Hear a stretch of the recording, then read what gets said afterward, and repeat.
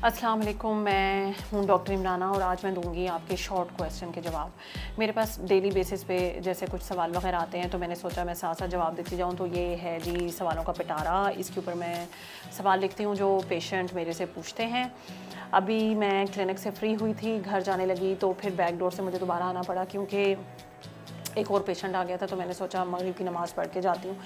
तो जी पहला सवाल ये है कि बच्चा जो है वो हमने जी बहुत बिल्कुल ठीक था, और जैसे कि अल्लाह माफ़ करे किसी के बच्चे की सडन डेथ हो जाती है न्यू बॉर्न की, घर लेके जाते हैं तो वापस आते हैं टाँके खुलवाने के लिए। कभी कभी किसी बच्चे का को लोग बताते हैं कि जी बच्चा तो फोत हो गया मैडम, वो बिल्कुल ठीक था, हमने तो लिटाया, दूध पिया, लिटाया तो वो फोत हो गया। तो मैं उनको बताती हूँ कि हमेशा जब भी बच्चे को दूध पिलाएं तो उसको टिकार ज़रूर दिलवाएं, बच्चे को सीने से लगा के, और बर्प कराएं। और बर्प कराने का जो सही तरीका है वो यूं बिल्कुल भी नहीं करना उसकी कमर को, बच्चे को सीने से लगाना है, मुंह उस तरफ करना है ताकि बच्चे का सांस बंद ना हो। और ऊपर से नीचे, फिर हाथ हटाएं, फिर ऊपर से नीचे, फिर हाथ हटाएं और फिर ऊपर से नीचे। जब तक बच्चे को टिकार ना आए नीचे मत लेटाएं। और बच्चे की पोजीशन ऐसे रखें कि बच्चे के सर के नीचे हाथ रखें, बच्चे का सर थोड़ा सा ऊपर हो ताकि उसको हज़म होता रहे। भला आप यूं करके लेटें और कोई आपका सर दबाने के लिए, सर बिठाने के लिए, बिल्कुल सर ना बिठाएं। ये नई रिसर्चेज आई हैं। सिर्फ एक आराम से एक पट्टी इस तरह करके बच्चे की लगा दें, उससे बच्चे का सर बैठ जाएगा। हमने भी अपने बच्चों का सर यूं ही बिठाया है। हम बड़े फारिग थे जो घर में बैठ के उनका सर यूं दबाते, जिसका बैठना है बैठ जाएगा, पट्टी बांधने। और बाकी ये है कि सर बिठाने की ज़रूरत नहीं है, वरना बच्चों को एस्पिरेट हो जाता है। नीचे पिरचे प्यालियाँ रखने की, गर्म वो रेत वगैरह रखने की कोई ज़रूरत नहीं है। और बच्चे को टिका दिए बगैर नीचे लटाएं, क्योंकि जो बच्चे को गलूछियाँ आती हैं कभी कभी सोए सोए, तो वो जो होता है बच्चे का जो मिल्क होता है वो सांस की नाली से अंदर चला जाता है, बच्चा नीला काला हो जाता है, एस्पिरेट कर लेता है क्योंकि उसका सांस बंद हो जाता है और बच्चा फोत हुआ मिलता है। तो प्लीज़ ये थोड़ी सी एहतियात करें। दूसरा क्वेश्चन जो पूछते हैं कि मैडम हमने तो कल परसों अल्ट्रासाउंड कराया था, उन्होंने कहा बच्चा हमारा उल्टा है, हम तो बड़े परेशान हैं, आके देख लें। देखें मेरी बात सुने, बच्चा एक पानी की थैली में होता है, ठीक है, तो वो उसने हरकत करनी है, वो मछली की तरह का है। मछली कभी भी रुकेगी नहीं और शुक्र है वो हरकत कर रहा है, आप खुश हुआ करें। जिस पानी की थैली में बच्चा है कभी हरकत करके वो उल्टा होगा, टेढ़ा होगा।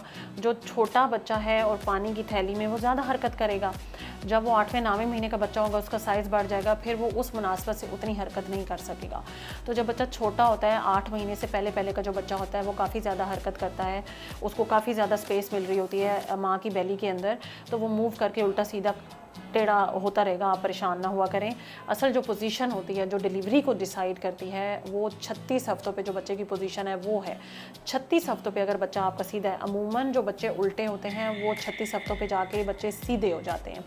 अगर आपका बच्चा 36 हफ्तों पे सीधा है तो वो आखिर तक सीधा ही रहेगा, क्योंकि इतना बड़ा बच्चा कलाबाजी खा के फिर उल्टा सीधा नहीं होगा। अगर वो उल्टा है तो उल्टा ही रहता है आखिर तक।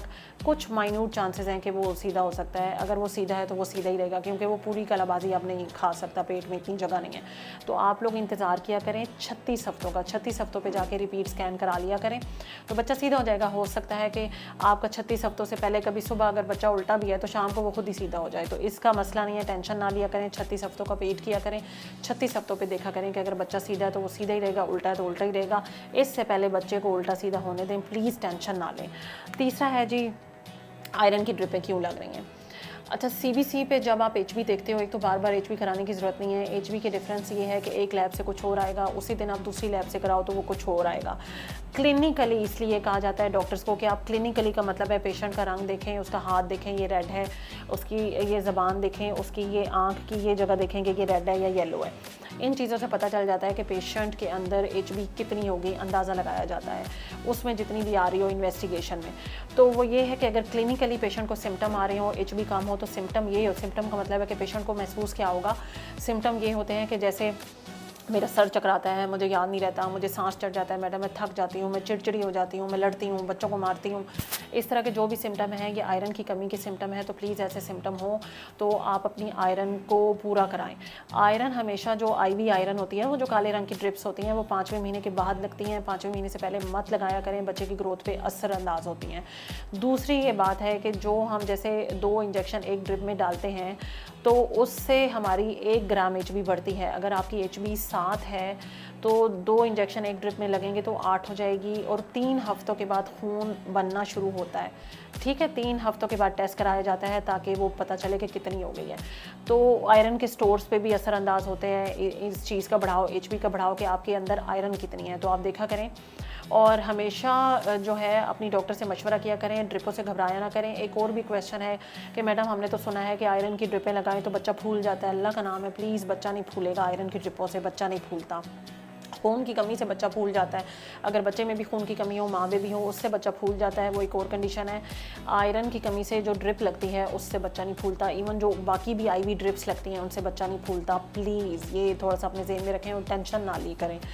और आयरन उन लोगों को चाहिए होती है जिनकी एज भी कम होती है या फिर जिनके लिए हमें ओवर एज भी की ज़रूरत होती है। प्लेसेंटा प्रीविया, आवल नीचे है, उनके ऑपरेशन या किसी की आवल जो है, जो हम प्लेसेंटा कहते हैं, मार्जिनल है कि नॉर्मल और ऑपरेशन दोनों के चांसेस हो सकते हैं, तो उनको हम कहते हैं कि आप 3-4 ड्रिप्स लगा दें, आप में ज़्यादा खून हो, ताकि अगर थोड़ा सा खून ज़ाया भी होता है तो कुछ हमारे रिज़र्व में हो।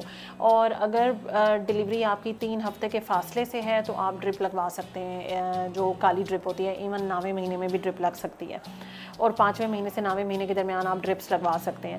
फिर कुछ लोग ऐसे कहते हैं कि जी डॉक्टर साहिबा इनू हवा चढ़ दी है तो मावारी दी विच नहांदी रहंदी है साड़ी बच्ची, तो प्लीज़ आप अपनी बच्चियों को नहाने दें मावारी के अंदर। मावारी में नहा सकते हैं, हम लोग तो ख़ुद भी नहाते हैं। सफाई निस्फ ईमान है।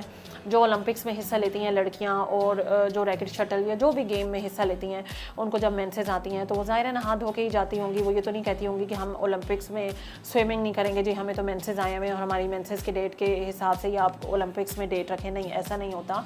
तो वो लोग टेम्पन्स यूज़ करते हैं, वो एक इंट्रावेजाइनल चीज़ होती है जिसकी वजह से ब्लीडिंग बाहर नहीं आती, लेकिन वो नहाते धोते हैं, अल्लाह माफ़ करें, नीचे से कोई हवा ऊपर नहीं जाती।